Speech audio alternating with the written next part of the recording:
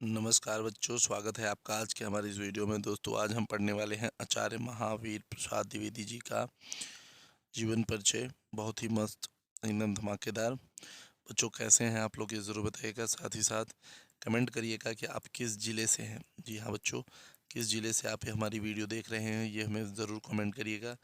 बहुत खुशी होती है जब बच्चे बताते हैं कि वो हमसे यूपी के प्रत्येक कोने से पढ़ रहे हैं। कोई बच्चा राजस्थान से मैसेज करता है, बहुत अच्छा लगता है। ठीक, बहुत ही ज़्यादा प्रेम आपका मिल रहा है हमें हमें खुशी भी होती है। तो हम बहुत ही जल्द जो है अपना 3K भी कंप्लीट करने वाले हैं, आप लोगों के सहयोग से। धन्यवाद जो भी आप लोगों ने हमें सपोर्ट किया।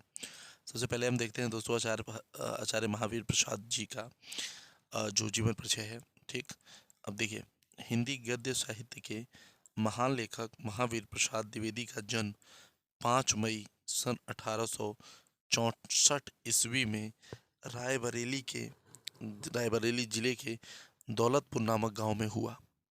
कहा जाता है कि इनके पिता राम सहाय द्विवेदी को महावीर का बड़ा इष्ट था। यानी महावीर जी जो थे वो उनको बहुत ही मानते थे। इसीलिए इन्होंने इसीलिए उन्होंने अपने पुत्र का नाम महावीर सहाय रखा। अब देखिए, गलती से इनका किस तरीके से महावीर प्रसाद हो जाता है, इसमें इस बात को बताया गया है। तो इनकी शुरुआत की जो शिक्षा है उनके गांव की पाठशाला से ही प्रारंभ हुई। पाठशाला में प्रधानाचार्य ने गलती से इनका नाम महावीर प्रसाद लिख दिया और वहीं से इनका नाम महावीर प्रसाद द्विवेदी हो गया। 13 वर्ष की अवस्था से ही अंग्रेजी पढ़ने के लिए रायबरेली जिला स्कूल में आ गए। उसके बाद क्या हुआ इनके साथ, देखिए इनके साथ क्या हुआ कि यहाँ संस्कृत के अभाव में इनका वैकल्पिक विषय फारसी लेना पड़ा। यानी संस्कृत न होने के कारण इन्हें क्या लेना पड़ा, फारसी लेना पड़ा। 1 वर्ष बीत जाने के बाद यह रंजीतपुरवा स्कूल में और कुछ दिनों तक फतेहपुर पर पढ़ने के बाद यह मुंबई चले गए। वहाँ इन्होंने संस्कृत, गुजराती, मराठी तथा अंग्रेजी का भी अभ्यास किया।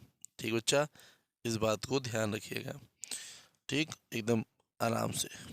और कुछ समय बाद इन्होंने अपनी जीविका चलाने के लिए रेलवे में नौकरी कर ली तथा कुछ समय तक झांसी में जिला ट्रैफिक सुपरिटेंडेंट के कार्यालय में मुख्य लिपिक हो गए। 5 वर्ष बाद इन्होंने नौकरी से त्यागपत्र दे दिया।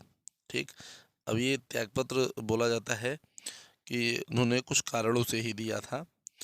ठीक, इसी दौरान सन 1903 में द्विवेदी जी ने सरस्वती पत्रिका का संपादन किया। ठीक, अब देखिएगा, संपादन स्वीकार कर लिया। उसके बाद क्या हुआ कि बहुत ही सत्यनिष्ठा से 21 दिसंबर सन 1938 ईस्वी तक रायबरेली में इनका साहित्य सेवा का अवसर छूटा, अर्थात इनका देहांत हो गया, यानी स्वर्गवास हो गया। 21 दिसंबर 1938 को, इस बात को याद रखिएगा। आगे देखते हैं, अब इन्होंने जो साहित्यिक सेवा करी है, साहित्यिक परिचय में हम लिखते भी हैं इनको कि हिंदी हिंदी में यहाँ पे हिंदी में द्विवेदी जी का अभूतपूर्व योगदान है। वह समय हिंदी के कलात्मक विकास का नहीं था, परंतु हिंदी के अभाव की पूर्ति का था।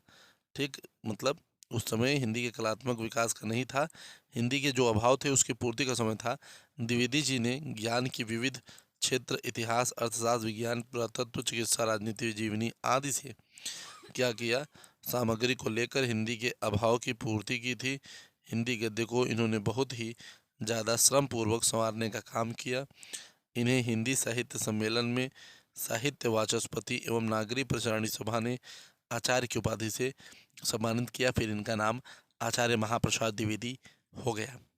उस समय टीका टिप्पणी करके सही मार्गदर्शन देने वाला कोई नहीं था। इन्होंने इस अभाव को दूर किया तथा भाषा के स्वरूप, संगठन, वाक्य विन्यास, विराम चिन्हों के प्रयोग तथा व्याकरण की शुद्धता पर विशेष बल दिया। हिंदी गद्य के विकास में इनका ऐतिहासिक महत्व रहा। एकदम बहुत बढ़िया रचना। अब इनके कुछ मौलिक ग्रंथों की बात कर लेते हैं कि इनके कौन से मौलिक ग्रंथ हैं। तो अद्भुत आलाप हैं, विचार विमर्श हैं, रसज्ञ रंजन है, संकलन है, साहित्य सीकर है, कालिदास की निरंकुशता, कालिदास और उनकी कविता, हिंदी भाषा की उत्पत्ति, अतीत स्मृति आदि। अनुदित ग्रंथों में लें तो रघुवंश, हिंदी महाभारत, कुमार संभव, कीर्तार्जुनीय, बेकन विचारमाला, शिक्षा आदि। तो ये सब इनके प्रमुख जो है चैप्टर रहे। दोस्तों हम बात कर रहे हैं कि आप अपना नाम जरूर लिखिए, नाम जरूर लिखिए और जिला जरूर लिखिए दोस्तों कि आप कहाँ देख रहे हैं। हम आपसे मिलेंगे अगली वीडियो में, तब तक के लिए जय हिंद, जय भारत।